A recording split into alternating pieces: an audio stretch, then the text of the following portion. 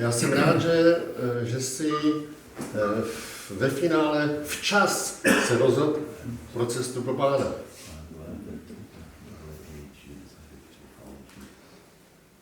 To znamená, že si hodně energie vložil právě ve svém věku na cestě k službě Pánu Bohu. My víme, že budeš mít zítra příběh o svém životě.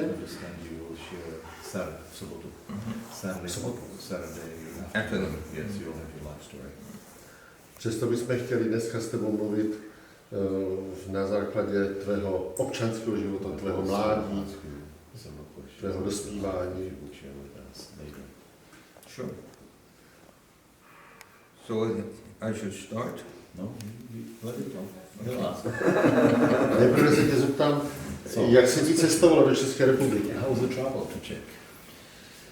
The travel was long. Cesta byla dlouhá. The reason for it is that A důvod pro to byl jednoduchý. I was in the Philippines. Byl jsem na Filipínách. And I flew home. Pak jsem letěl zpátky domů. For about 2 days. Což je na západním pobřeží Spojených států na 2 dny. And then I had to go to Florida.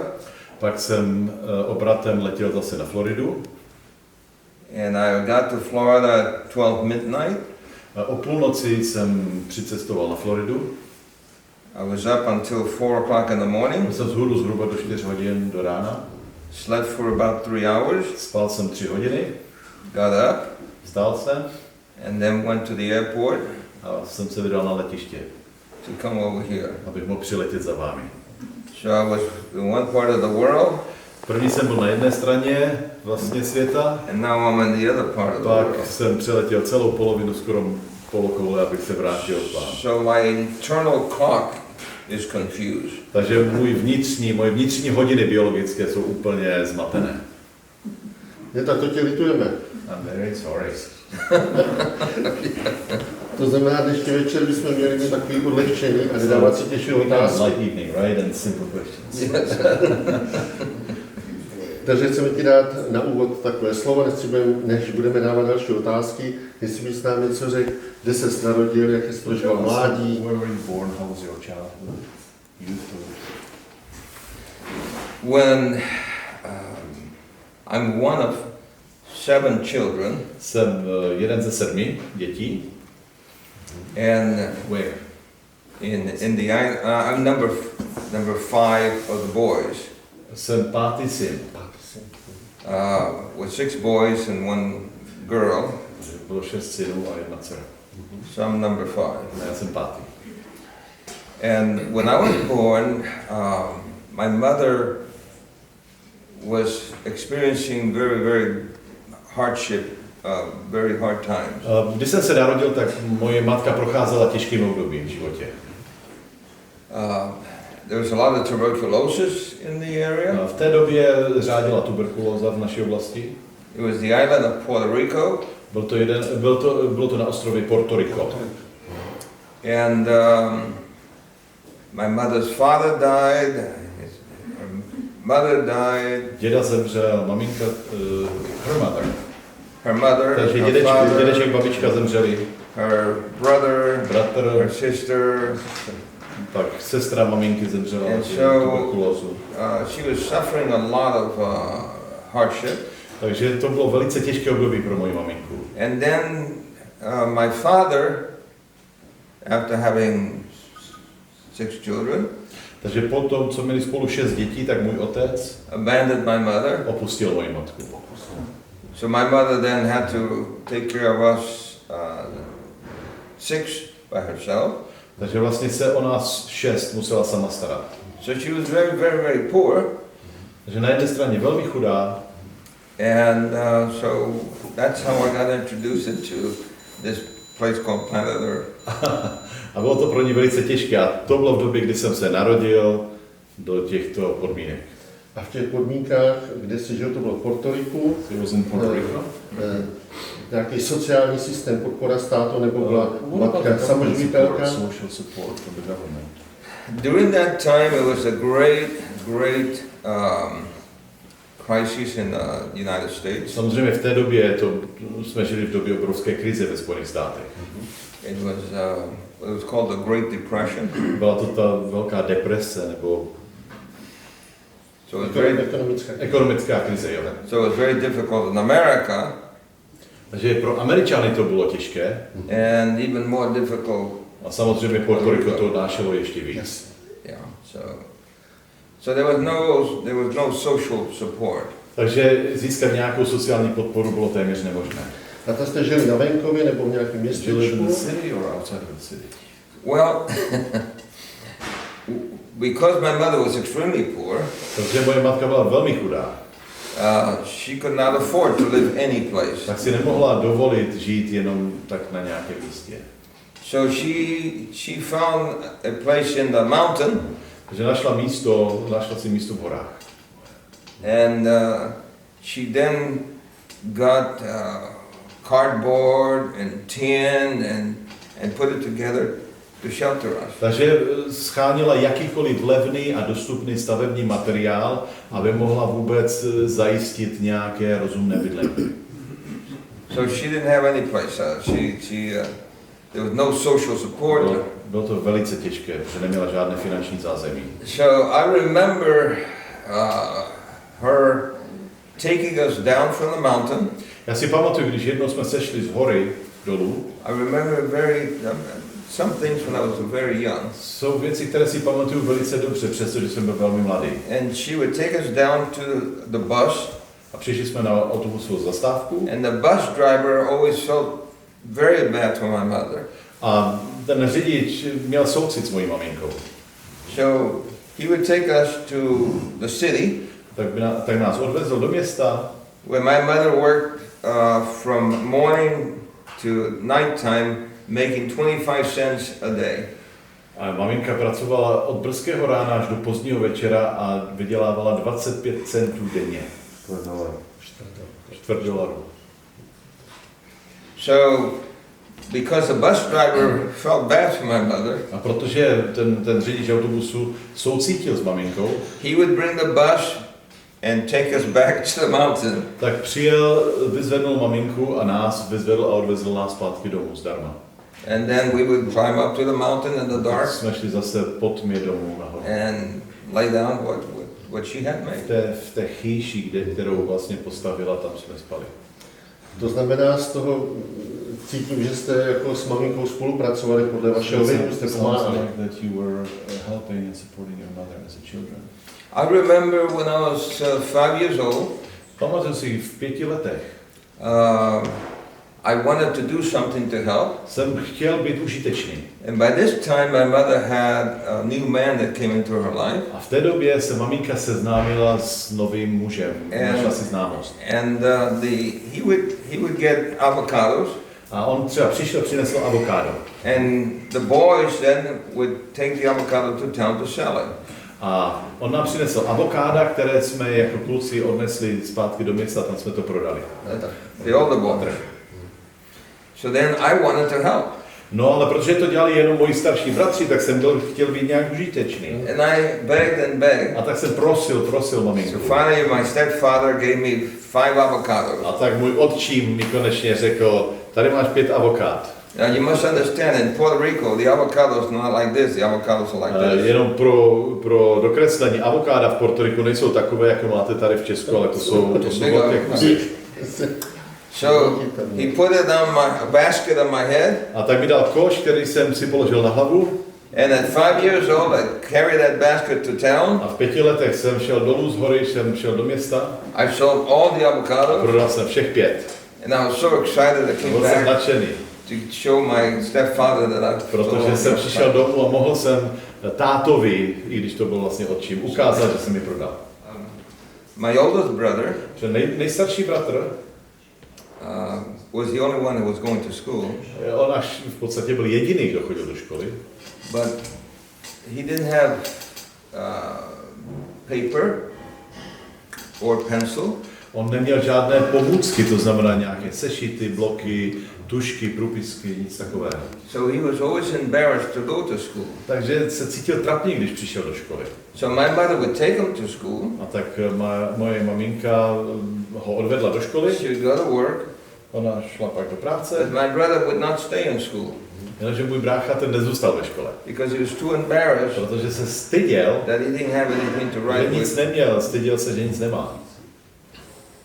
Takže to byly těžký období i pro vzdělání.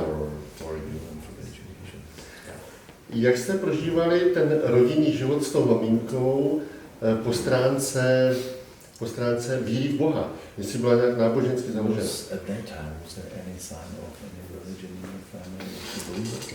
We were Catholic.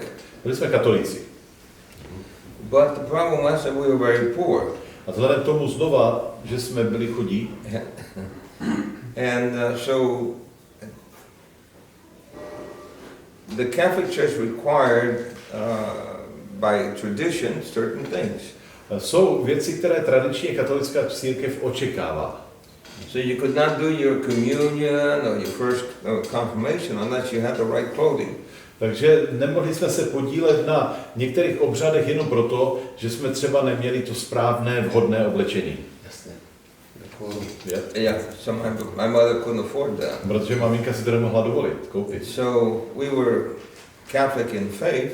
Takže jsme byli věřící katolíci. But we had no church in our community. Ale přiznám se, že v nějaké dostupné vzdálenosti nebyl katolický kostel. Then they decided to build a church in our village. Nicméně nastal čas, kdy se rozhodli postavit kostel. And I remember I wanted to help. A zase si pamatuju, že jsem jim chtěl pomáhat. So I kept on bothering the people. A tak jsem chodil, otravoval jsem ty lidi. So they said, okay. A nakonec teda řekli, dobře, tak pojď nám pomoct. So they brought me a pail of bent nails. A donesli mi hromadu ohnutých hřebíků. So that I could straighten them out. A tak mi dali kladívko a já jsem je narovnával. So with 2 rocks. Vlastně ne kladívko, pardon. Dostal jsem 2 kameny. I would then start with first of all I hit my wrong nail. Samozřejmě jsem se vždycky praštil do nechtu. But I learned how to hit them. Po několikátém jsem se naučil. So maybe you have injury until today, right? Yes. so I finally figured out how to do it. Konečně se mi to podařilo zjistit, jak to nejlépe dělat. And I straightened out all the nails. A myslím si, že jsem jim srovnal všechny hřebíky, které tam byly. And I was so proud of myself. A byl jsem na sebe patřičně hrdý. But I couldn't pick up the pail. Akorát jsem nemohl, ten kýbl se nemohl zvednout. So I had to tell the man that I was finished. A tak jsem řekl tomu člověku, že jsem hotov, on mě pohladil, poklepal po hlavě a odešel s hřebíkem. So there's a church there now. Takže v tuto chvíli, nebo dnes tam stojí kostel. And in some place in that church is the nails that I straightened. A myslím si, že je tam spousta hřebíků v té stavbě, které jsem já srovnával. Jako každý mladý chlapec nebo i děvče nebo mladý člověk má svoje sny, svoje třeba plány, čím by chtěl být. Nebo má svoje vzory. Měl jsi nějaké vzory? When I was young, Když jsem mladý, I didn't have any role models. Jsem neměl nějaké velké vzory. Because I didn't have a father. Je pravda, že jsem nevyrůstal s otcem. And it was one of those things that always brought shame to us that we had a mother but no father. Samozřejmě bylo to něco, za co jsme se trochu styděli. Jsme vyrůstali jenom s maminkou a neměli jsme tatínka. So I really didn't have any visions of anything. Bylo těžké pro mě mít nějaký sen nebo nějakou vizi. I was just living. Prostě jsem žil den ode dne. Doing the best we could to our mother. Dělali jsme to nejlepší, co jsme mohli pro maminku. And in fact, when she moved us to a mountain, když jsme se nastěhovali do těch hor, the name of the mountain, ta hora, the place where we were living, kde jsme žili, was called the Last Chance. Se jmenovala Poslední šance. Poslední šance. L'ultimo chance, which means the last chance. Poslední šance. Luzi, děkuji ti, že ve své výpovědi se dost obrací ke své mamince. Thank you for turning in your testimony to your mother. To znamená, že maminka hrála v tvém životě velmi důležitou roli. Ona ta maminka dělá vlastně, nebo Pán Bůh vymyslel instituci, ta matka a otec, která se nedá zastoupit. To znamená, že ona tě určitě vybavila a ovlivnila pro další směřování tvého života.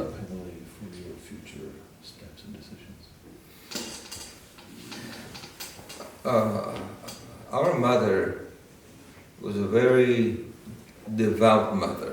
Ona byla odevzdaná matka. I remember that there were people offering my mother to take the children from her. Třeba našli se lidé, kteří se nabídli, že by si nás vzali, adoptovali.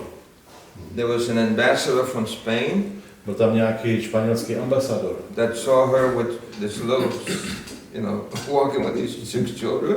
Když viděli s takovou armádou dětí. And one of my brothers was blonde.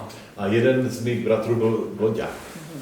And so he asked my mother to let him adopt my brother to take back to Spain. Jestli by mohl adoptovat toho syna a vzít si ho do Španělska. Then there was a policeman. Ten byl policista. Also felt sorry for my mother. A ten taky soucítil s maminkou. And offered to take him. A taky nabídnul, že ho vezme. Then the bus driver wanted to take the other one. Taky ten řidič byl ochoten si někoho vzít z nás. And my mother would always say. A moje maminka vždycky řekla. My children. Moje děti. I only give them to God. Jediný, komu dám své děti, je Pán Bůh. To je úžasné. Úžasná matka. Yeah, she was. Tvůj věk postupoval dál a já, jestli si to správně jsem si přečetl a zaznamenal, tak pro tebe byl určitý zlomový čas, to bylo ve 13 letech. Co jsi podnikl v těch 13 letech? What happened when you were 13? Well, I was,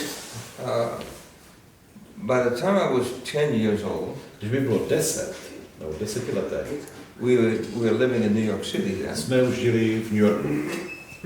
We moved to New York City when I was about 5.5, 6 years old. Když mi bylo téměř 6 let, tak jsme se přestěhovali do New Yorku. But we did not know ale nevěděli jsme, that there was something called racism. Nevěděli jsme, že existuje něco jako rasismus. So when we moved to New York City, když jsme se přestěhovali do New Yorku, we had the Italians, a bylo tam spousta Italů, who didn't like Puerto Ricans moving into that area. A ti nevítali ten fakt, že Portoričané se stěhovali do té oblasti. Jako přistěhovalci. So there was a lot of, they would always come, I remember as a little boy, that they would come down, driving down the car down our street. Já si vzpomínám, že třeba jeli autem with guns a měli zbraně and shooting at anybody that they saw. A stříleli na kohokoliv, koho viděli. Then they had bottles full of gasoline. A nebo měli lahve plné benzínu. With a wick in it. Yeah. And then they would throw it against our buildings to burn our buildings. A zapálené to házeli do našich budov a zapalovali je. So very early I was introduced to gangs. Takže velice brzy jsem byl v kontaktu s gangy. So by the time I was 10 years old, I was in a gang. A takže když mi bylo 10, tak jsem byl součástí gangu. And I was smart enough to know how to make guns. A dokonce jsem si uměl vyrobit zbraň. So we didn't have money to buy guns. The Italians neměli peníze, abychom si je kupovali. But we knew how to. So I figured out how to make guns. A tak jsem prostě přišel na to, jak si vyrobit zbraň. To znamená, že jste se přestěhovali, ještě bylo 6 let do New Yorku, a to jste se přestěhovali jako celá rodina už? All the family moved to New York? When you were 6 years old? The whole family? Yes. To znamená, v New Yorku tam maminka pracovala v nějaké továrně, nebo vás živila? When we moved to New York City, my mother could afford only My mother could afford only to take 3 of us boys to New York first. Maminka si nemohla dovolit vzít sebou více než 3 syny do New Yorku. So it was my second oldest brother, my baby brother, and myself. Takže vzala toho druhého nejstaršího, nejmladšího a mě. So my mother would go to work. Moje matka šla do práce. My older brother would go out to play. Můj starší bratr si šel hrát. And I was the one that stayed with my baby brother. No a já jsem zůstal doma a hlídal jsem toho nejmladšího. So I took care of my baby brother while mother was working. Takže v době, kdy maminka pracovala, já jsem se staral o nejmladšího bratra. Dobře. A v tom New Yorku jste chodili do školy? So did you go to school in New York at all? Yeah, it was finally we started going to school. Takže konečně v New Yorku jsme se dostali k tomu, že jsme mohli začít chodit do školy. But in the schools you had these gangs. Ale ta škola vlastně vypadala tak, že tam bylo spousta gangů. Tak to nemělo nějaký pevný řády. So as far as the educational quality, it just didn't have that. No, because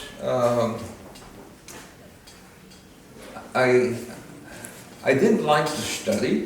Víte co, já jsem nechtěl studovat, mě to nebavilo. Because I like to do everything with my hands. A co jsem dělal rád, tak jsem dělal rád věci rukama. Manuálně.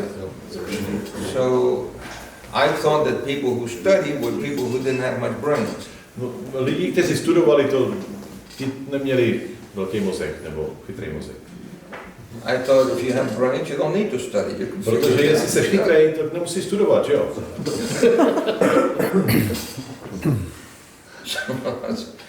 So that's how at 10 years old I figured out how to make guns, and I used to. Tak dívejte se, když jsem v 10 přišel na to, jak vyrobit zbraň. And then by 12, I got interested in music. No, ve 12 letech jsem se začal zajímat o hudbu. And again, I didn't have any way to pay for music lessons. A jenom abyste byli v obraze, já jsem neměl na to, abych si zaplatil nějakého učitele hudby. My mother bought me a guitar. A moje maminka mi teda koupila kytaru. And I don't know why. Já vůbec nevím proč. Because she never bought anybody. Protože ona nikdy nikomu z dětí nekoupila žádný hudební nástroj. She bought one for me. Ale mě koupila kytaru. První kytaru. So the first guitar was you who had. Yeah, I had a very cheap guitar. Samozřejmě byla levná, jo, ta kytara. And so I wanted to learn to play it. A tak jsem se chtěl na ní naučit hrát. But we began this group. Dali jsme dohromady pár kluků, takže jsme vytvořili hudební skupinu. And the other 2 boys played guitar.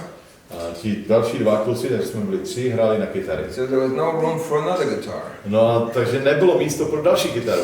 So I had to learn how to play something different. Tak jsem musel přijít na to, jak hrát na tu kytaru, ale jinak než ti 2. So what was missing was a bass. No a co chybělo, vlastně byla baskytara. So what I did was Tak to jsem udělal. trying to figure out how do you learn to play bass. Jak se naučit hrát na basovku. So in those days they had these small record players. No a kdysi jsme ještě měli vlastně ty staré gramofony. How many of you remember those small record Kolik players? z vás pamatujete gramofony? Yeah, okay. And you had the little small 45. Yeah. Or you could put the big long play, Right. or the other one, 78. Byly různé velikosti těch desek a dokonce ty gramofony měly i různou rychlost, jak hráli 40, 75, 60. So I took the guitar and I loosened the strings. A tak co jsem udělal je, že jsem povolil struny na té kytaře. To sound as bassy as possible. Aby to znělo co nejbasověji, nejhlouběji. Then I slowed down the record. A tak jsem zpomalil ten gramofon na tu nejpomalejší rychlost. And it sounded like. A tak to znělo. And you remember that song? Pamatujete si to, když jste to mohli zpomalit, tak to znělo hrozně. So I would listen to it. A tak jsem poslouchal. And then I tried to find out where the. A pak jsem se hledal na tom krku té kytary.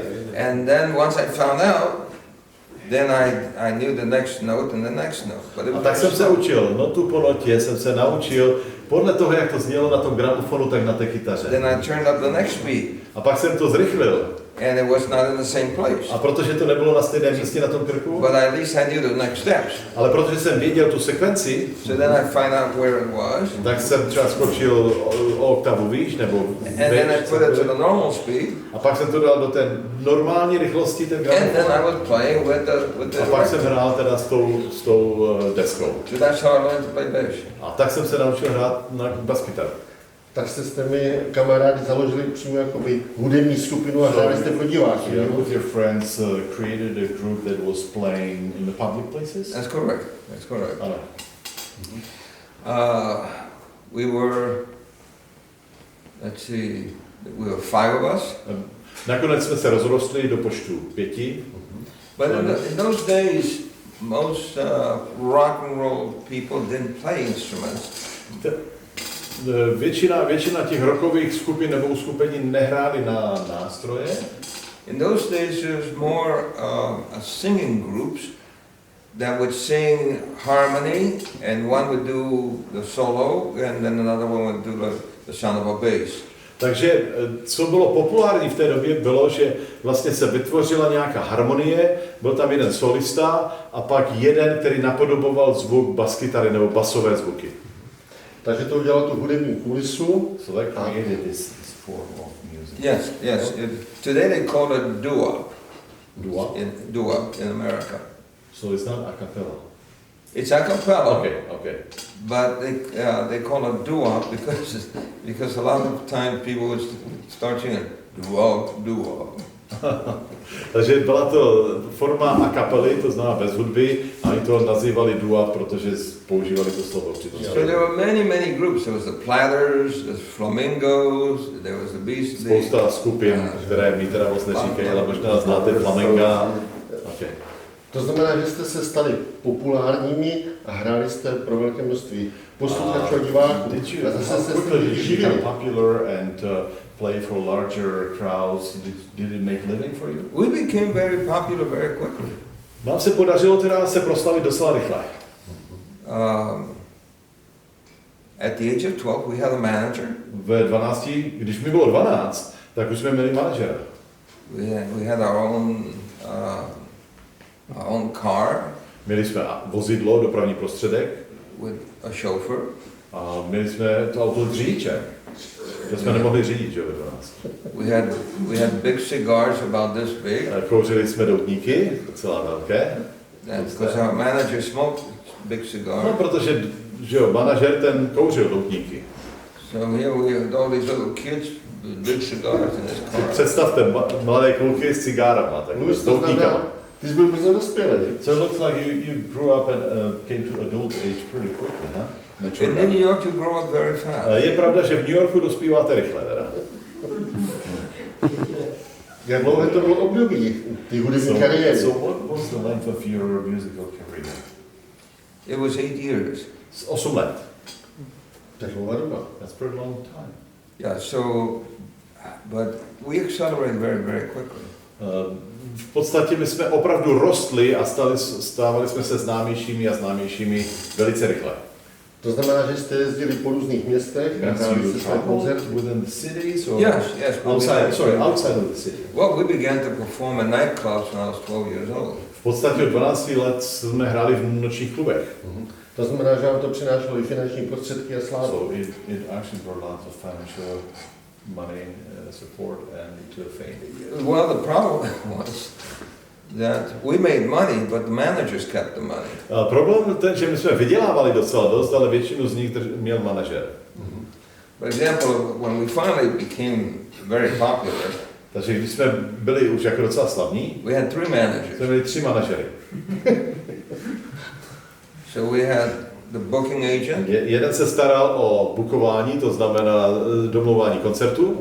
We had the assistant manager. Pak tam byl asistent manažera. The main manager. A hlavní manažer. And so we've had 50% of our income to the manager. Takže 50% toho příjmu vlastně padlo na manažery. A teď se tě zeptám, vy jste jezdili po městech, dělali jste koncerty, co na to říkala tvoje maminka? Well, you know, my mother was not, she did not know much. She was very, very, very uneducated. She was illiterate. Tak moje maminka nebyla moc vzdělaná, takže ona jakoby, to nebylo něco, co by jí trápilo. Jo, přece to přijímala. If I told my mother that I was famous, she would know what that meant. Kdybych řekl matce, že jsem slavný, ona vlastně ani nevěděla, co to znamená být slavný. Co ti to přinášelo? Cítil jsi se šťastný? So, did you feel happy when was it helping you to feel good about yourself? No. There was a certain sense of exhilaration. V sobě cítíte takový ten pocit toho rychlého růstu, takové té akcelerace v životě. And so when you perform, když hrajete, you're very hyped. A tak vlastně ten adrenalin funguje, že jste jakoby, jako kdybyste na něčem byli. To bylo takový emocionální prožitky. So it was very emotional. It's very emotional because, well, for example, I'll give you an example. I was in Switzerland. Dám vám příklad, byli jsme ve Švýcarsku. And this was a few years ago. Před několika lety. And somebody in town heard that the bass player Bill Haley the Comets was in town. A někdo řekl, že ve městě je baskytarista té skupiny Billa Haleyho od Comet. And he came to the room where I was. A on přišel do místnosti, kde jsem byl. And as soon as he saw me, a v momentě, kdy mě uviděl, he came and threw himself on his knees. Tak pomalu padl na kolena přede mnou. And took my hand. Vzal moji ruku. And kissed it. A políbil ji. I mean, people just acted wild when lidi prostě byli divocí. And so there was always the exhilaration, the excitement. Sometimes the lights are so bright you couldn't see anybody in the audience anyway. Víte, ta světla někdy září tak silně, že vůbec nevidíte audienci. Takže prostě je to všechno o vás, no. All you know is you get on you start performing. Jediné, co v tu chvíli vás zajímá, čeho jste plní, je, že začnete hrát. And if you look down and not up, you can see it's the people up in front. Když se podíváte dolů, tak vidíte pár lidí vepředu. And you can get them excited, and you know the rest because you can hear all the people shouting and screaming. Vy dostanete do takového toho varu, do takové té extáze, transu, ano. So there's this surge of excitement. Takže v podstatě v nich prostě bujíte to nadšení. But when we finish, ale když skončíte, it was a kind of a drop. Takže prostě to všechno zhasne, všechno so there was these violent exchanges. So takže ty změny jsou hrozně radikální, prostě první je to nadšení a pak zase to prostě všechno utichne a jste sami. And then you have these lows. A cítíte se dole. See, because in show business you're not a normal person. Jo, v show businessu vlastně nejste normálním běžným člověkem. To znamená, že prožíval jsi také období třeba osamocení nebo dokonce depresí. Loneliness and depression. Yeah, well, what happens is that you have to portray to people like you're a god, you're on top prostě of the world. musíte ze sebe udělat Boha. Vy v těch lidech budujete tu image, že jste Bohem pro ně. So se soustředí na tebe. So basically everything is your-centered. That's correct. It's egocentric. Egocentric. Je to všechno egocentrické. So you're trying to portray that you're on top of the world. A tak tváříte se a chováte se, jako byste byli na vrcholu světa. And the greatest focus is the women. A jediný zájem v tu chvíli, který máte, jsou ženy. And so you're trying to get the women excited about a co vás zajímá je prostě, abyste nadchli a osilnili ženy. But you don't care about the fellas. Jako chlapi vás nezajímají. And so you're trying to get them excited. A to je váš zájem, to je centrum vašeho zájmu. And your focus then is self. It's just je to prostě sobecké, je to všechno o sobectví, o vás, o vašem egu. But in the quiet moments of the hotel, when ale když pak jste na hotelu a nikdo tam není kolem vás. Because like I said, you begin to live at night. V podstatě já jsem vždycky začínal žít večer. Most people live in the daytime. Většina lidí prožívá svůj život ve dne. So You're living a life that's not real, that's not natural.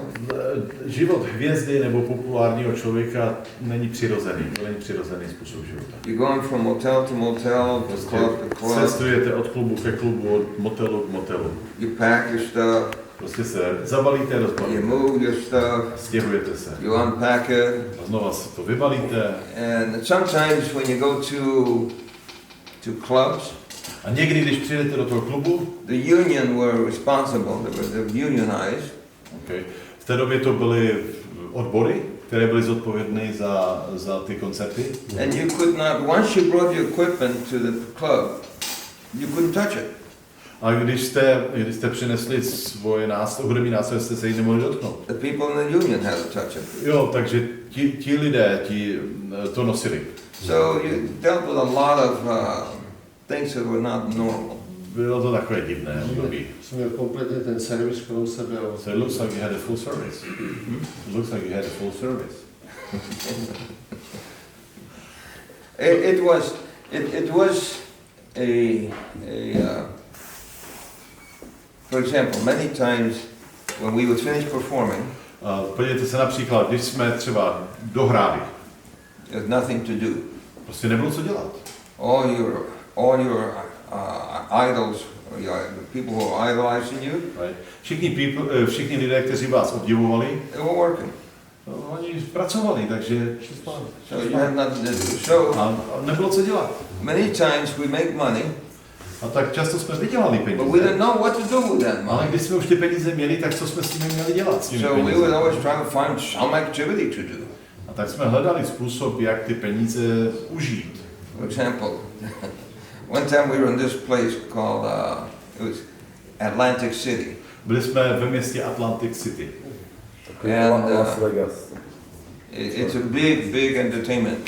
Je to přesně něco jak Las Vegas, zábavné město. Yeah, it's like Las Vegas, the East Coast. And we didn't know what to do in the daytime. A během dnes jsme nevěděli, co dělat.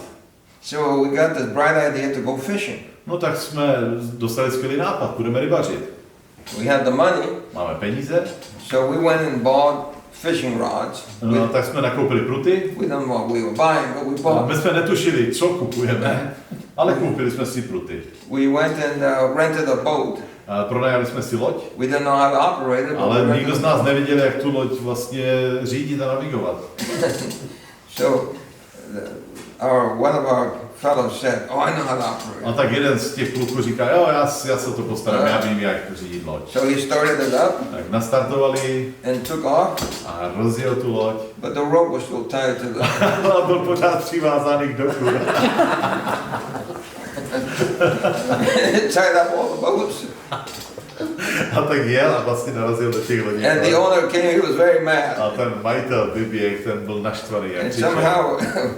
somehow my fellow convinced him that it was his fault that he didn't untie the boat. No a tak je zajímavé, že se tomu kamarádovi podařilo přesvědčit toho majitele, že to vlastně byla i jeho chyba, že neodvázal tu loď. Anyway, we get out into the ocean, okay? A tak jsme vyjeli na oceán.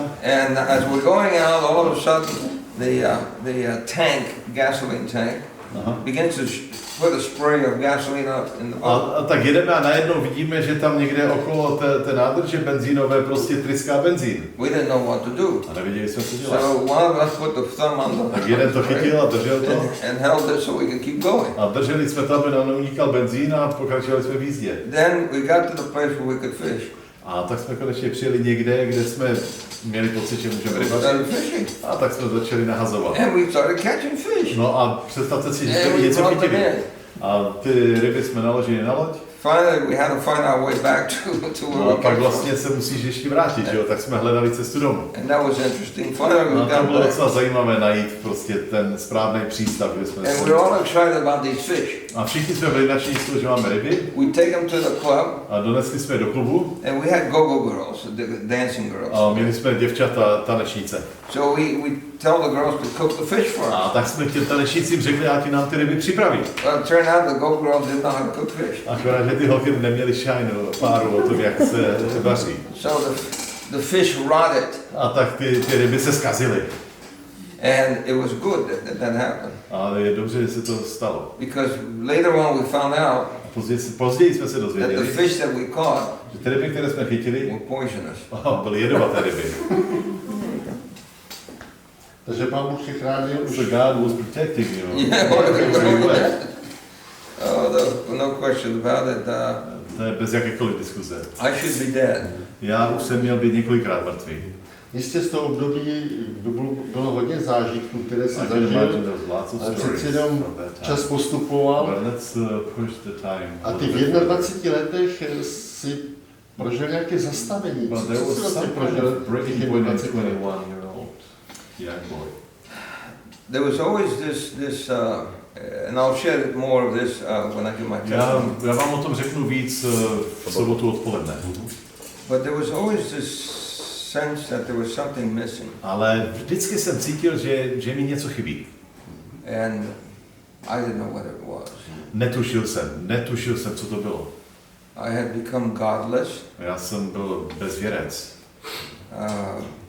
And we had no interest in God. Vůbec jsme neměli absolutně zájem o duchovní věci.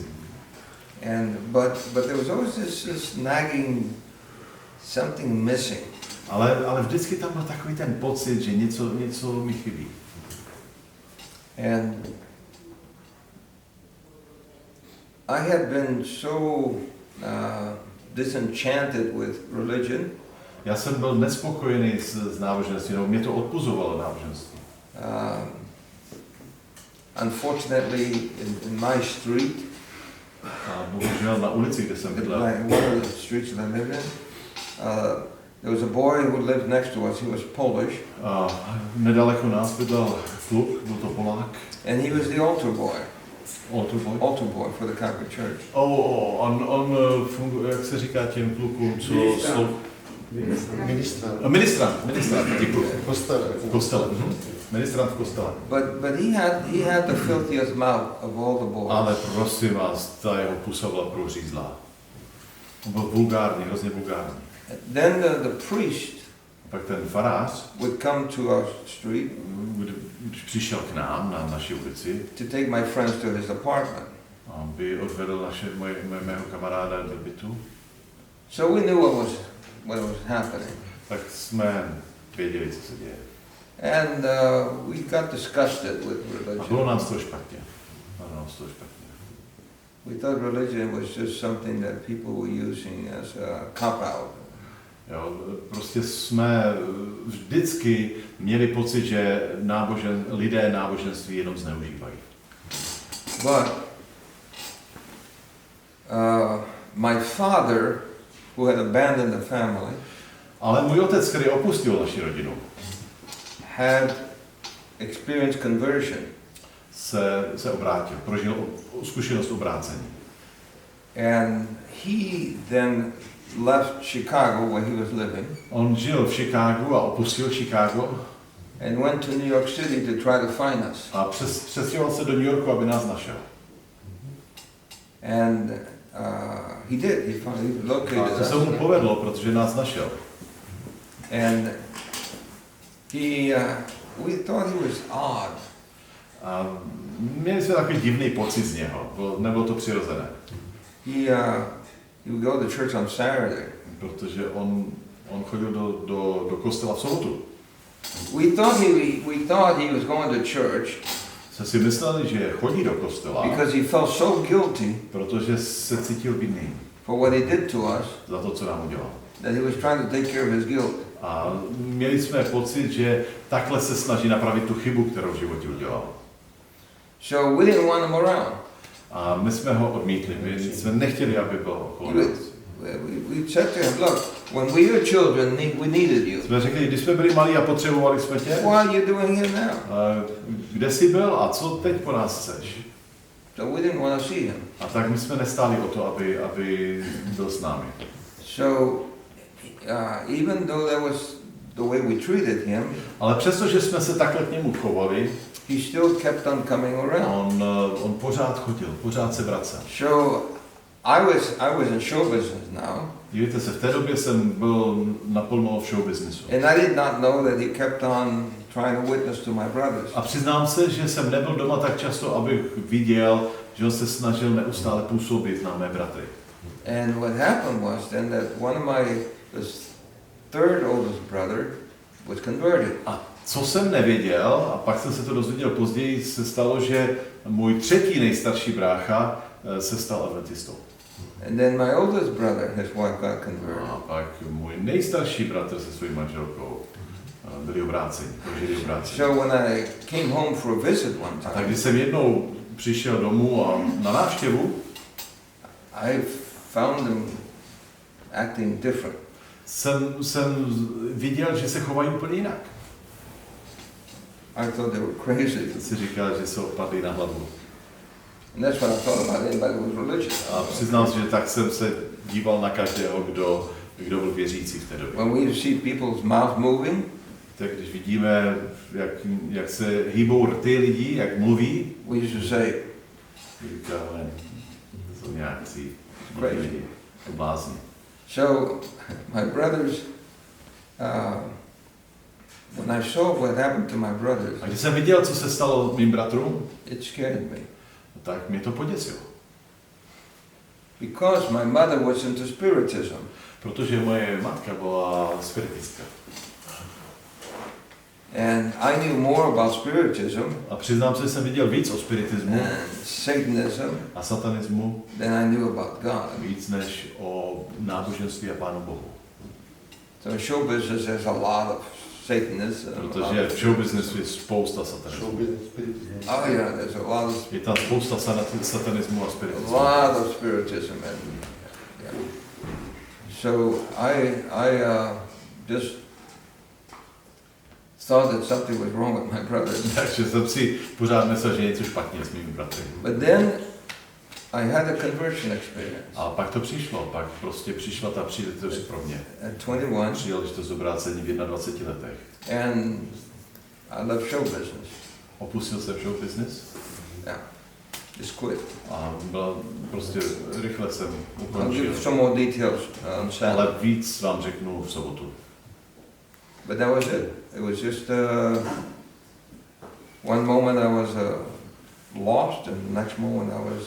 Prostě bylo to jako jeden den jsem byl ztracený a druhý den jsem byl nalezený. And when that happened, Zastavil. It was the moment of like a stop sign. that was it. That was it. Once my eyes opened up to the reality that God existed, that it was real, I abandoned everything. V momentě, kdy moje oči byly otevřeny a poznal jsem Pána Boha, okamžitě jsem všechno opustil. And my friends thought that now I was the one who was crazy. No a samozřejmě moji přátelé si mysleli, že jsem padli na hlavu. And so it was interesting because I had a contract with the mafia. A víte co, já jsem měl kontrakt s těmi lidmi, ale v podstatě to byla mafie, jo, s kým jsem měl I had kontrakt. a contract with the mafia. And when I got married, my wife found the contract. A když jsme se vzali s manželkou, tak ona našla ten kontrakt. And my wife said, "What's this?" Se dívá a říká, co to je? Oh, I said, Říkám, promiň, to není pro tvoje oči. it's a contract. Je to kontrakt. With who? Ale počkej, s kým to je kontrakt? Because it says the association. No samozřejmě to říká, tam je nějaká asociace, že jo, jméno organizace. And that was the undercover name for mafia. A samozřejmě to bylo krycí jméno pro de facto mafii. So I said, it's a mafia. Tak jsem se přiznal. So one day I went to visit some of the musicians that I used to perform with. A jednou dne jsem byl navštívit své kamarády, se kterými jsem kdysi hrával. I was trying to win them to the Lord. A doufal jsem, že se mi podaří je získat pro Krista. So when I was talking to one of the girlfriends of one of the A když jsem se bavil s jednou přítelkyní jednoho z těch hudebníků, and a gang member came in, tak přišel někdo z toho gangu. and he was using foul language. No, samozřejmě používal vulgarity. And she gave him an elbow. A ona ho praštila loktem. Loktem do žeber. And she said, "How dare you talk in front of Louis that way? He's a priest." Co se odvažuješ před Louisem takhle mluvit, je to kazatel. No kněz, no samozřejmě. So I wondered, A tak jsem si říkal, because when I quit, když jsem skončil, they didn't come to break my legs. nikdo nepřišel, aby mi polámal nohy. That's normally what they would do. Protože jako tam si asi moc What nezahrávají. happened? So then when I went to visit the boys, Tak když jsem je přišel navštívit, and she said he's a priest, a ona řekla, on je kazatel, farář nebo then I kněz, understood tak jsem to pochopil.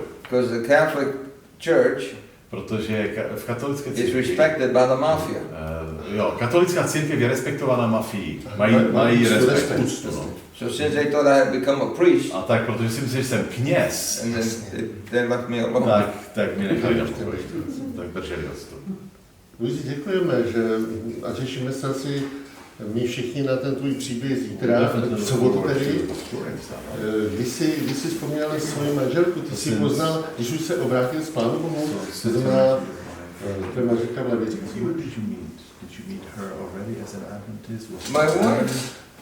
My wife, she's been a great blessing to my life. A moje žena, to je úžasné požehnání v životě.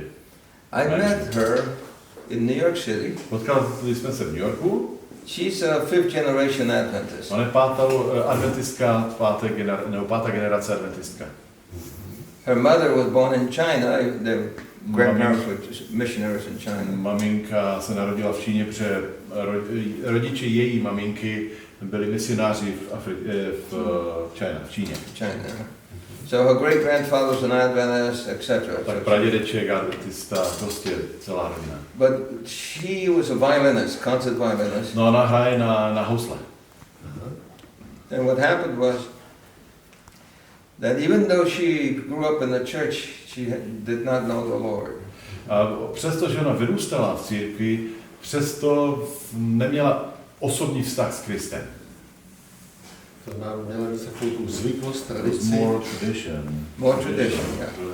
But then she had a conversion experience. Ale pak i ona prožila svoji zkušenost obrácení. And she decided she wanted to serve God. A rozhodla se, že chce sloužit Pánu Bohu. So during the summertime, A tak v létě, she volunteered from California to go to New York City. v létě se nabídla jako dobrovolnice, že půjde z Kalifornie do New Yorku. With a group of young people. Byla to skupina mladých lidí, nebyla And it sama. was during the hippie days. A dělali hippie dny pro hippies. A lot of druggies. And so they went to try to reach these young people in New York City. A tak oni se snažili dostat mezi ty lidi, kteří dělali drogy a snažili se jim představit Pána Boha, náboženství. And my pastor A můj kazatel said to me, mi říká, there's this group of young people from California. to je skupina mládeže z Kalifornie, Can you help them? můžeš jít s nimi a pomoci jim? Sure, why A not? to říkám, proč ne? So I went to help them, A jsem šel, abych jim pomohl. and my wife was one of those. A manželka byla jedna z nich.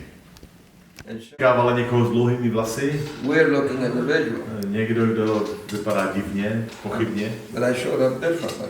No ale já jsem se objevil a vypadal jsem úplně jinak, než jak čekala. But she was surprised A byla překvapená. because she had to take care of me until the pastor that was in charge of them would show up. Ona se vlastně o mě starala do té doby, než přišel kazatel.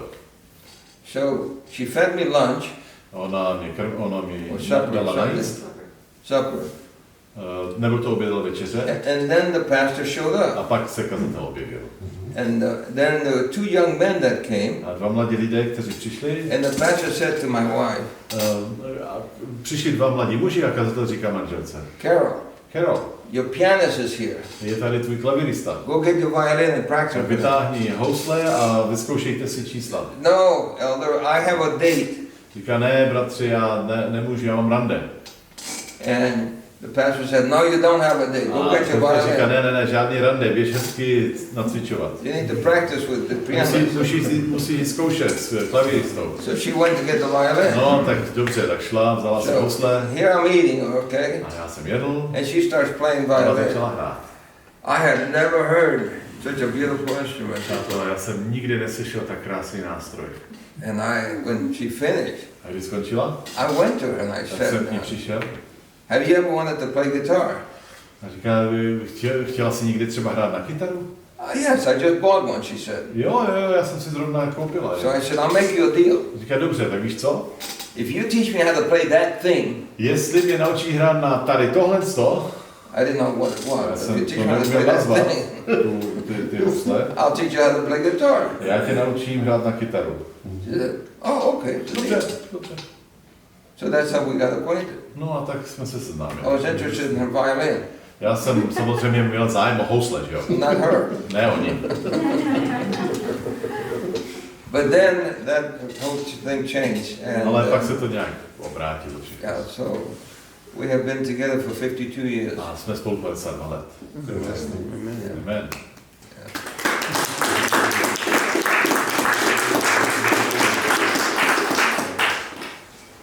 Luisi, my ti děkujeme mnohokrát za dnešní večer.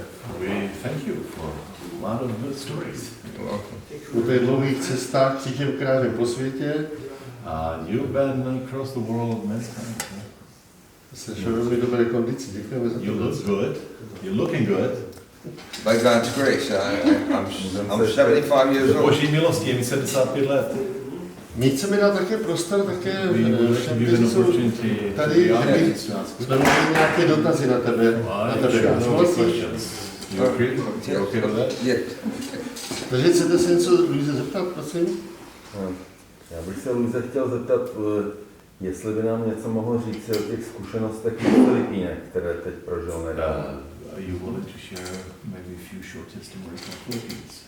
About the food. You just came back from Philippines. In 2019, V roce 2019 Adventist World Radio had been sending the messages through shortwave into the rebel area. Adventistické rádio posílalo na krátkých vlnách program, nebo vysílalo program v oblasti rebelů. In that rebel area, there had been the war going on for 50 years. A v podstatě posledních 50 let tam byla válka mezi rebeli a státem. A státem. Mezi rebels and the Between government? the rebels and the government. Yes. Okay, takže mezi státem a rebeli. And 40,000 people had died as a Za result. tu dobu zhruba 40 000 lidí zemřelo. So we began to, and I say we because I'm assistant to the president for evangelism at Adventist World Radio. A když řeknu my, tak tím myslím tým lidí a já jsem součástí toho týmu. Při generální konference jsem asistentem vedoucího evangelizace prostřednictvím toho našeho adventistického rádia AVR. So we're sending the messages in. A takže vysíláme do té oblasti. One night, A jeden večer 4 rebels came 4 rebelové přišli. to the pastor's house. A přišli do domu kazatele. They found out where the Adventist Oni si pastor lived. zjistili, kdo je tím kazatelem, kde bydlí. So they came with their guns, A přišli se zbraněmi. and the pastor was, of course, surprised. Samozřejmě kazatel byl překvapený. And they said, it's okay. A říká v pohodě. We want to talk to you. My si chceme popovídat. We've been listening to the messages, Totiž jsme poslouchali vaše rádio. and we want to study more. A my bychom rádi se dozvěděli víc. Are you willing to help us? Jsi ochotnej nám v tom pomoct? Nějak. Yes. A kazatel říká samozřejmě. So they took him up to their hiding place in the No a tak jungle oni ho vyzvali, aby je následoval do těch ukrytů v horách. and studied with them. No a tam jim dával biblické Well, hodiny. more rebels joined, No a co se stalo, je, že ta skupina se rozrůstala. and then they began to spread it to the other rebels. No a z té skupiny se dostalo slovo k těm dalším, takže vlastně mnoho rebelů najednou se dozvědělo, co se děje. 70 villages A ve finále to bylo 70 vesnic, of rebels. které se připojily. 70 rebelských vesnic. And so then the commander of the rebels began to listen. A pak ten velitel se o tom dozvěděl a začal taky poslouchat to rádio. And so what happened was that we went in there to meet with the commander. A tak když jsme vlastně tam letěli, tak jsme přiletěli, abychom se setkali s tím hlavním velitelem těch... I couldn't go. I was in the Philippines at the time. Já jsem už byl na Filipínách, But I was training Chinese people. Ale měl jsem za úkol trénovat čínskou skupinu. So while I'm training the Chinese, they went out to meet with the generals. A tak já jsem byl s těma Číňanama, jsem je trénoval a zbytek skupiny šel za rebeli. So the rebels then told our people A tak ti rebelové jim říkají that they wanted to be baptized. a říkali těm mým bratřím, chtěli bychom být pokřtěni. So 2 weeks ago, Před 2 týdny we baptized over 700. Před 2 týdny jsme pokřtili více než 700 rebelů. And they surrendered their weapons. Oni odevzdali zbraně In exchange for Bibles. a vyměnili je za Bible. And the two generals, A byli tam 2 generálové, the commander of the rebels and the commander of the military. a tak přišli 2 generálové, velitel rebelů a velitel té civilní armády. They both came together. A oni přišli, spolu se setkali And we baptized both of a them. my jsme oba 2 pokřtili. Then there were 2 assassins on both, one on one side, one on the other A side. na každé straně byl jeden vrah, byli tam jako lidi, kteří zabíjeli, nájemní vrazi. For the military, there was one who would spy undercover to find out the leadership of the rebels to assassinate them. V podstatě ten člověk z té armády, který byl tím nájemným vrahem, vlastně si měl potajnu infiltrovat mezi ty rebely a vyhledávat ty, které měl pak zabíjet. And then on the other side, A samozřejmě na druhé the straně assassin of the rebels, zase další, ten rebelský opačný vrah. No. his job was to assassinate the higher of the A tak zase government. on měl za úkol nějak infiltrovat do té armády, aby našel ty vysoce postavené, které měl vraždit. So I met with both of them. No a tak jsem se setkal s oběma z nich. And I told them, A já jsem jim říkal,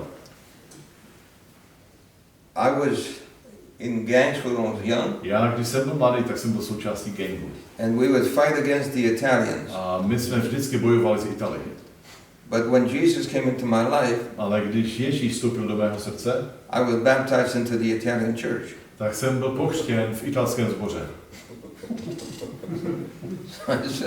Tak říkám, So then God made me a missionary. takže jsem stal vlastně misionářem. And God will do that for you too. A Pán Bůh toto udělá i pro tebe. So I said, let's pray. Takže pojďme se modlit. So the former enemies, A tak předchozí nepřátelé grabbed hands together, se chytli za ruce and we prayed with a them. modlili jsme se. And those 2 men were baptized as well. A ti muži byli taky pokřtěni. So to date, 60,000 have been baptized. A tak dnes je realita taková, že 60 000 jich bylo pokřtěno. Za letošní rok? And is it in what duration of time was it? Like 1 year or the 60,000 baptized? The actual baptism is about a year and a half. Okay. Za rok a půl 60 000. The 700 it was just a week and a half ago that we baptized them. To těch 700, no přes 700 to bylo před týdnem a půl. And I do have some pictures of the baptism and all that. A já mám několik fotek z toho křtu. And have a baptism of the actual A vlastně mám fotky. 2 rebels holding hands together. And the baptism, Elder Wilson went to preach. A bratr Wilson šel kázat. And he met with the president of the country. A on dokonce se setkal s prezidentem Filipín. Who gave amnesty to all the rebels. A představte si, že díky, možná i součástí toho setkání bylo, že dostali amnestii. Ty rebelové byli amnestováni. So it's just a miracle that is taking place. Je to prostě jeden obrovský zázrak. That the gospel has power to change human hearts. Vlastně to poselství naděje, to evangelium má sílu změnit srdce lidí. Does that answer your question? Odpověděl jsem na tvou otázku? I could tell you more about that. Samozřejmě by bylo mnoho toho co bych mohl říct. Yes. Ještě bych měl, jestli by bratr ještě mohl zmínit tu zkušenost z ostrova Guam s tím obrácením toho podnikatele. Z obrácení podnikatele. You remember the story from Guam Island where the businessman was converted? Mm-hmm. You know what he's talking about? Yes, oh yes, I know what he's talking about. He knows that you know very well what you're talking about. Yes, yes. I was I went to Guam Já jsem sloužil na to ostrově do an Guam evangelistic meeting, a šel jsem tam udělat evangelizační přednášky. and a very well-known businessman in Guam A came, jeden velmi známý podnikatel. and his father and mother were both senators for the Congress in Guam. A jeho mother and father? Mother and father. Oba rodiče tohoto podnikatele byli senátoři. The wife's cousin is the Supreme Court judge. Dokonce manželčin bratranec je součástí nejvyššího soudu. The other cousin is the Attorney A General. pak zase ten další bratranec je hlavní právník nebo žalobce? Státní zástupce. So he's well known. Takže to je velice známý člověk. So he comes to the meetings, A tak on přišel and na I made an appeal. přednášky a tak jsem na konci přednášky udělal výzvu. Passed out decision A cards. rozdal jsem kartičky rozhodnutí. And when I got the decision card, I noticed that he checked off everything. A když jsem dostal tu kartičku, tak vidím, že on podtrhl všechno, označil všechno. Except baptism. Kromě křtu. So I went to visit him. A tak jsem si ho našel a navštívil jsem. I said to him, Říkám, I noticed you checked everything but já baptism. vím, že si všechno označil a zaškrtl. He said, Pastor, you don't understand. Kromě křtu, on říká, bratře, pastore, ty nerozumíš jedné He věci. said, if I do what you say, Jestli udělám to, co říkáš, I would have to shut down my business. tak budu muset zavřít svoje podnikání. So I said, if you do what I say, if you do what God says. Well, tak mu říkám, počkej, co já řeknu, nebo co říká Pán Bůh? Oh. A říká, OK. Well, Pastor, you don't understand. A on říká, bratře, ty nerozumíš, ty to nechápeš. I'm $3 million in debt. Dívej se, já mám dluh $3 miliony. I can't afford to insure my equipment. Já nemůžu pojistit veškeré své zařízení. And the storm destroyed a third of my equipment. A vlastně bouře zničila třetinu mého zařízení. I have a contract with all the hotels on the beach. Já mám kontrakt se všemi hotely na pláži. 13 contracts. 13 kontraktů. I provide all the beach equipment for the hotel. Protože já jim půjčuju plážové vybavení. So he said, I have 200 employees. Já mám 200 zaměstnanců. If I decide to get baptized, Jestli já se rozhodnu pokřtít, then I need to keep the Sabbath. tak pak musím přece držet sobotu. If I keep the Sabbath, Ale když budu držet sobotu, that's the end of my business. tak to je konec mého podnikání. Because my business is water sports. Protože vodní sporty, to je to gro toho mého biznesu. And the biggest day was A samozřejmě ty nejvyšší tržby Saturday. byly vždycky v sobotu. So he said, I can't do it. Říká, to nemůžu udělat. And so I looked at him and I said, tell me Tak jsem se na something. něj povedal, hele, řekni mi něco. What's more important to you? Co je důležitější pro tebe? Your business or your Je salvation? to tvoje podnikání, nebo je to spasení? And I saw a tear in his eye. A viděl jsem, že měl slzu na kraji oka. And he said, my salvation. Určitě je to spasení. I said, then do what God says. Tak mu říkám, podívej, dělej to, k čemu tě povolává Pán. I don't know how God will work it, but God will Já bless you. nevím, jak to Pán Bůh udělá, ale poslechni ho. He said, all right. Říká, dobře. So we knelt down and prayed. A tak jsme At this time the man was crying. modlili se a viděl jsem, že pláče. And he shook my hand and said, thank you. A když jsme se loučili, tak mi potřáslo rukou. So I left Říká, Guam. děkuji. A já jsem odešel. And 2 years later I get the telephone call. A 2 roky později mi někdo volá. It's the businessman. A je to ten týž muž. And he said, you have a few A moments? říká, máš chvilku? Yes, I Já said. samozřejmě mám. Let me tell you what happened. Já ti něco řeknu, musím ti něco říct. I followed your advice. Říká, tak jsem následoval, držel jsem toho, co jsem ti slíbil. He said, I got rid of 100 employees, A propustil jsem 100 lidí, but I found work for every one of them ale našel jsem jim všem práci, to make sure that nobody was hurting. aby prostě nikdo netrpěl. And he said, A pak říká, on Friday, v pátek I shut the business down pátek zavřu and told them that no longer were we going to work on a Saturday. prostě jsem dal všem jasně, najevo, že v sobotu nebudu The fungovat. employees thought he was crazy. Samozřejmě This is zaměstnanci the si biggest mysleli, day. že se zbláznil, že to byl ten nejlepší den v týdnu.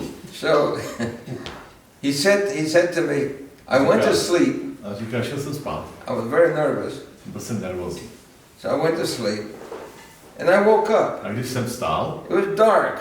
tak bylo mračno venku. So I thought it was nighttime. A byla taková tma, já jsem si říkal, je asi večer pořád. But I looked at the clock, it was 8 o'clock in the A morning. díval jsem na mobil a je 8 hodin ráno. He said, Pastor, I have never slept that long in all my life. Pastor, já jsem v životě nespal tak dlouho. But he wondered, how come it's so dark? Říká, jak je možné, že je tak tmavo? It was raining. A lilo.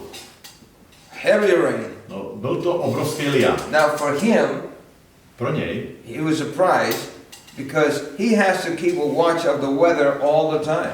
víte, protože v tom oboru, ve kterém podniká, musí sledovat počasí každý den. Because he has boats, Má lodě, and he has jet skis, má jet skis, and parasails. má ty nepadáky, ale kajty, nebo jak se to říká. Plachetnice. Parasails, jo, plachetnice. Nebo jak seš na padáku. As a boat goes, Za člunem. Jo, takže to jsou ty padáky na to glidování.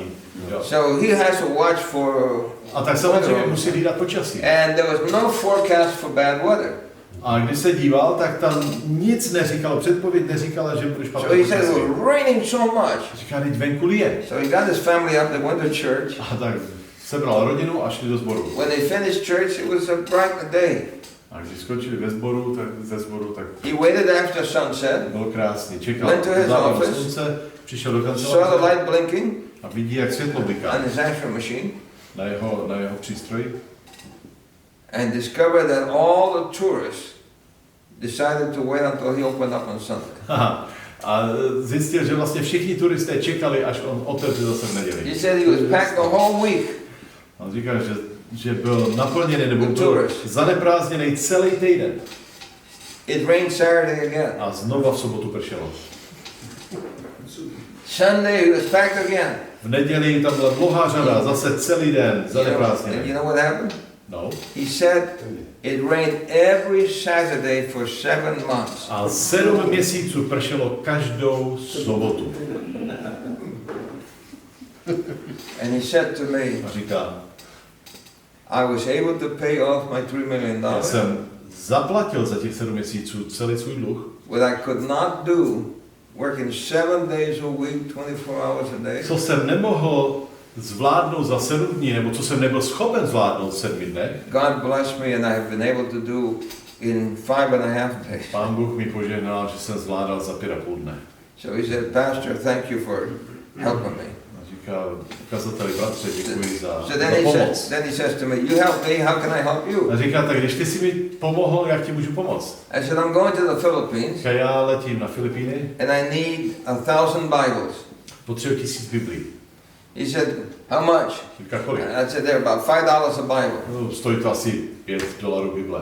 Said, okay, stop by Guam and I'll give you the $5,000. Zastav se na Guamu, já ti So I picked up the $5,000, A tak jsem vzal went to the Philippines, $5,000, letěl jsem na Filipíny and we had 1,000 baptisms. a měli jsme 1000 křtů. So he called me up on Friday. Tak mi volá v pátek. How's it going, Říká, Pastor? jak se daří? I said, we're going to baptize about 1,000. Říká, budeme křtít asi So we'll 1000 give that lidí. Bible to 1,000 people. Takže vlastně každý dostane He svoji said, Bibli. can I come? Říká, můžu přiletět? I said, how are you going to get here? Říká, já nevím, jak se sem dostane. That's my problem, not yours. Říká, nestarej se, to je můj problém. He hung up. Položil, Sabbath morning, sobotu ráno, he was there. byl v tom zboře. He flew from Guam to Japan to the Philippines. Letěl z Guamu do Japonska a pak na Filipíny. And when he saw the 1,000 people, A když viděl těch 1000 lidí, he cried. plakal.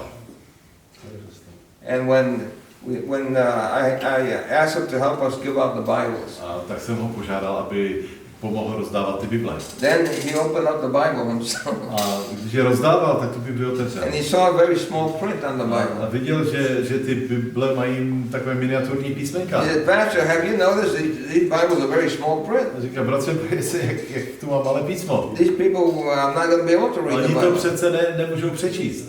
He said, I'll fix that. Říká, víš co, já to opravím. So after Sabbath, Tak po sobotě he disappeared. se ztratil. Sunday morning, Neděli ráno he showed up with 1,000 glasses. se objevil a donesl 1000 brýlí. So we could give glasses. Tak rozdal brýle. So yes, that businessman he's very faithful, very solid. Takže tento podnikatel je vlastně God has blessed him and his family. věrný křesťan. Yeah. That's amazing. Děkuji. Máte někdo nějakou otázku ještě? I guess you're tired. Vypadá to, že jste unavení. Víc než on teda. Asi taky cestujete hodně, že? To je pravda, no. Já si myslím, že čas se tak trošku naplňuje. I think time went on.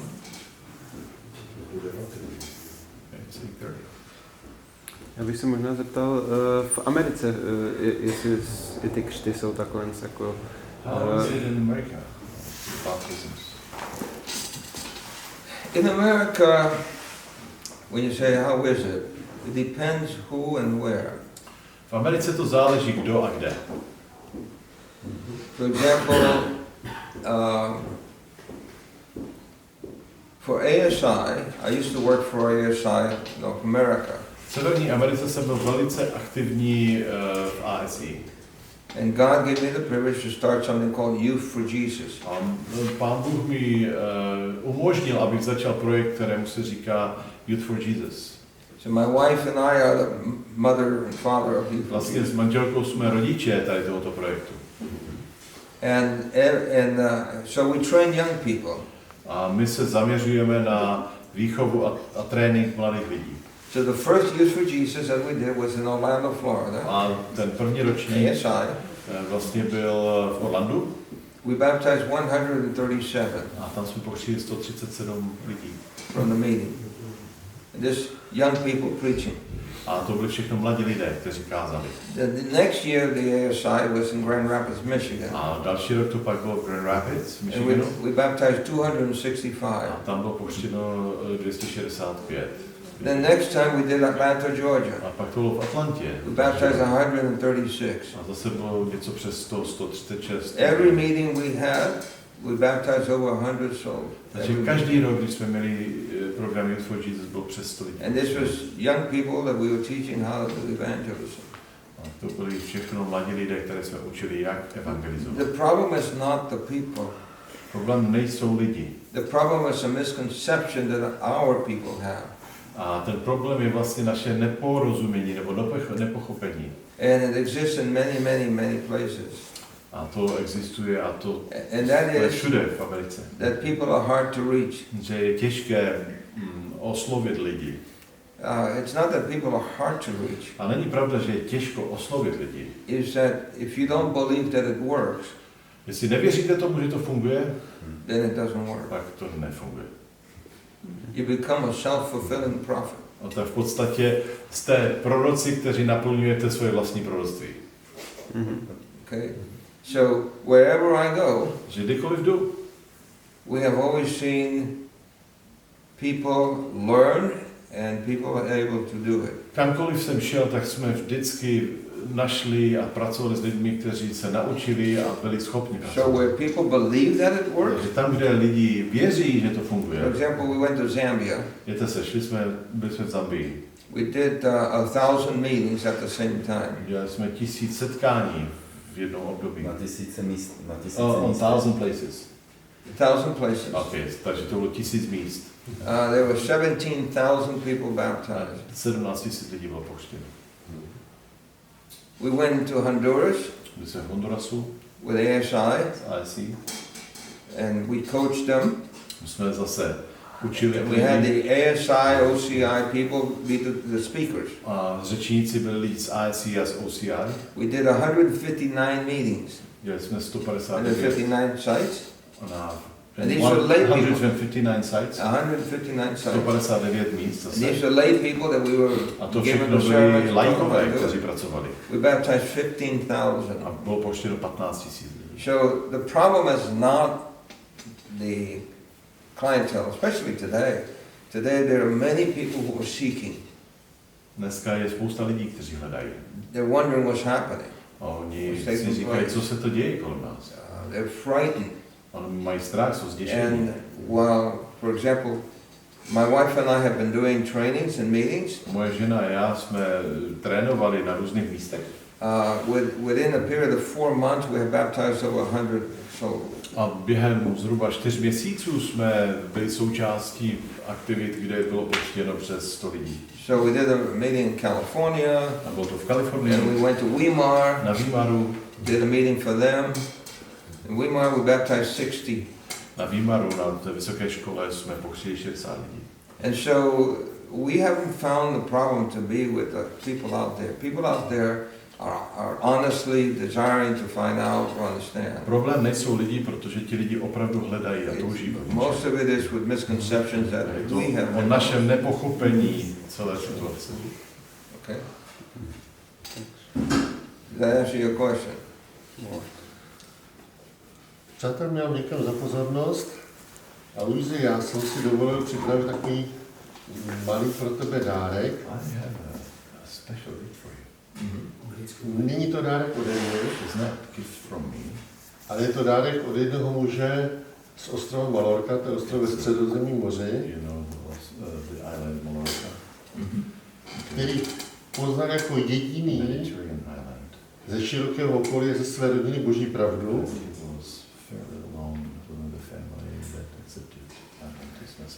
Ta rodina ho vlastně vydědila ze své rodiny, ze společnosti, ale jeho láska k Ježíši Kristu, tomu křižovanému, a k Božímu slovu je tak veliká, že on ty Bible vybrušuje z takového jemného pískovce malorského.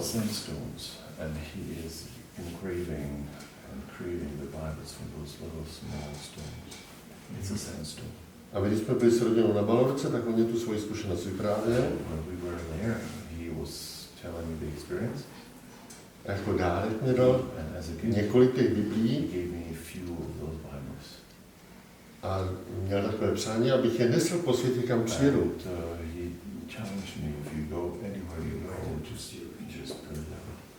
A tak já jsem jednu pro tebe přivez, jestli bys se mohl odvést třeba do Ameriky.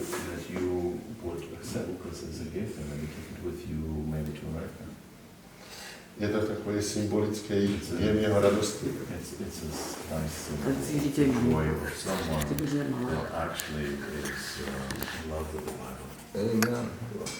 Je malinká, no, takže to Very tiny holy Bible from cobblestone. Yeah. Wow. Yes, we'll take it with us. Thank you. Takže my ti děkujeme za tvoje vyznání, za tvoje zkušenosti a ty otázky, které jsme ještě měli, nebo jsem měl pro tebe připravené, si zodpověděl. A jsem rád, že tě Pán Bůh vedl i přes ty takzvané zkušenosti tvého života, z tvého mládí, které určitě používáš v současné době.